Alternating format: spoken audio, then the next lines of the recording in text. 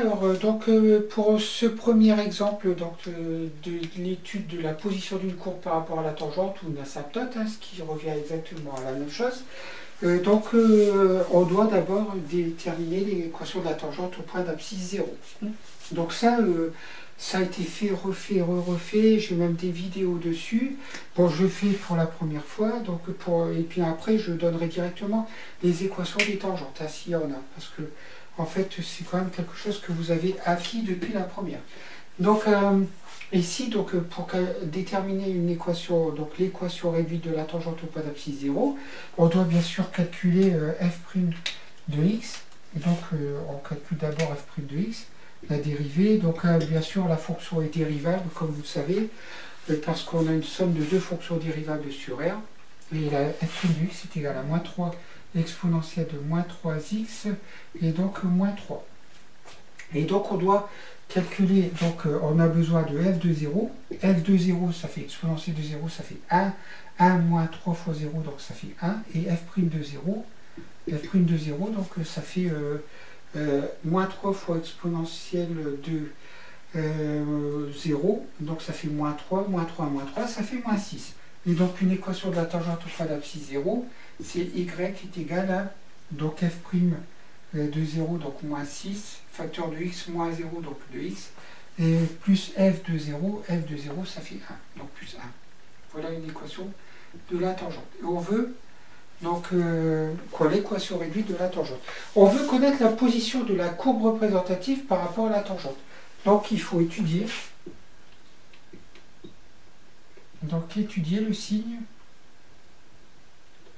le signe de f de x moins y en fait, moins, et je mets une parenthèse pour ne pas me tromper,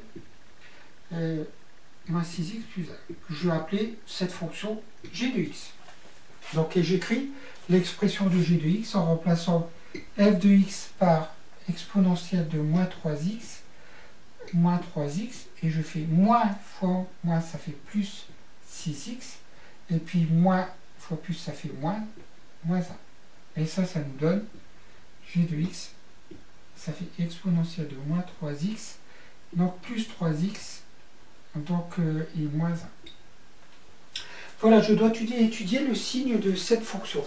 Alors, cette fonction, pour étudier le signe, je ne suis pas en présence ni d'un polynôme du second degré, ni d'une équation du second degré, on n'a pas grand-chose qui nous permette d'étudier le signe.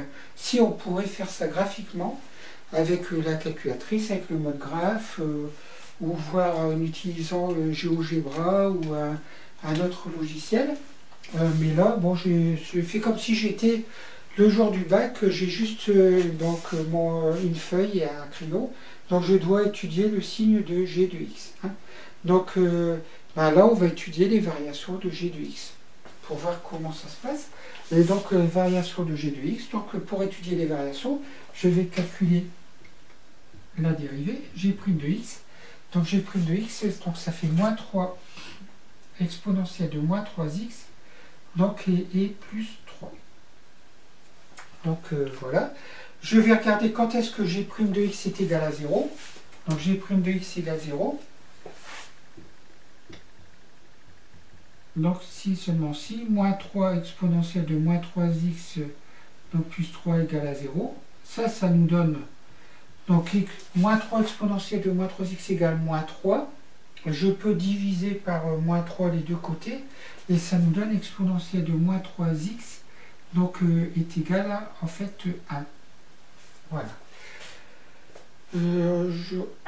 Voilà, ou sinon je fais moins 3 exponentielle de moins 3x est égal à moins 3, et donc exponentielle de moins 3x est égal à 1 directement. Ça nous donne moins 3x est égal à ln de 1, donc ça fait 0. Et ça nous donne x égale 0. Voilà, donc je vais continuer en étudiant le signe de g' de x. Donc quand est-ce que g' de x donc est positive? Donc quand, bien sûr, si j'ai moins 3 exponentielle de moins 3x plus 3 supérieur à 0, Alors, j'ai oublié le 3.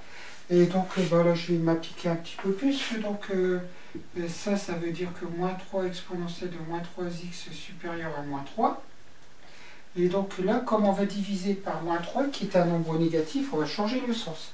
Donc ça nous fait exponentielle de moins 3x inférieur à moins 3 sur 3, donc inférieur à 1. Et ça, en prenant le log, donc ln de exponentielle de moins 3x donc va être inférieur à ln de 1, qui est égal à 0. Et ça veut dire que moins 3x va être inférieur à 0. D'accord? Et ça veut dire que x va être supérieur à 0. Donc, ça veut dire que la fonction g, elle est strictement croissante.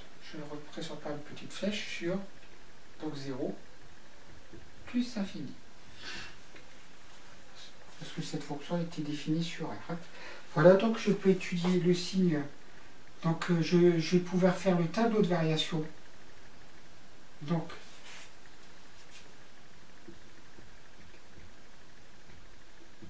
les variations de G, donc je vais de moins l'infini à plus l'infini, je mets bien à 0.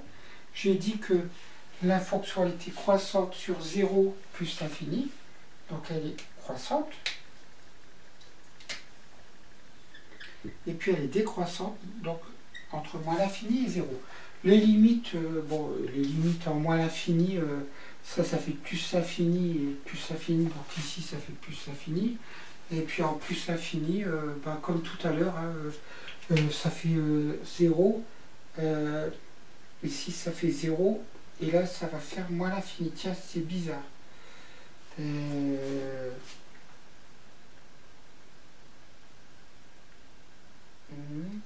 Bizarre. En plus l'infini, ça fait 0, ça doit faire moins l'infini. Qu'est-ce que j'ai fait? Donc c'est positif, donc je vérifie. En moins l'infini, donc c'est plus l'infini. La dérivée, j'ai pas fait d'erreur sur la dérivée.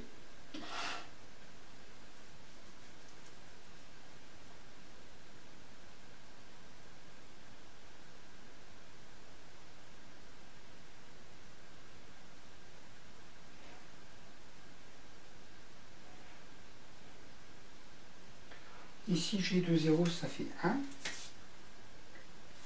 Donc la limite... Ah oui, c'est la limite de g, pardon, je regarde la limite de f. C'est la limite de g que je dois regarder en plus infini. Donc ici, ça fait 0, et 3 fois plus infini, ça fait plus infini. Et donc c'est plus infini. Voilà où je regardais la fonction f au lieu de regarder la fonction g. Voilà, donc là, on a un minimum qui est, pour la fonction g, qui est 1. D'accord? Ça veut dire que si c'est toujours plus grand que 1, comme elle est décroissante, elle arrive à 1 et puis après elle est croissante, ça veut dire que g de x est toujours supérieur à 1 ou égal à 1. Donc forcément g de x est toujours plus grand strictement que 0. Ça veut dire quoi? Ça veut dire que la courbe CF est au-dessus de la tangente, si je l'appelle T, la tangente 1, tout le temps, toujours. Voilà. Donc désolé, je regardais pour la limite, je ne regardais pas dans la bonne, pour la bonne fonction. Voilà.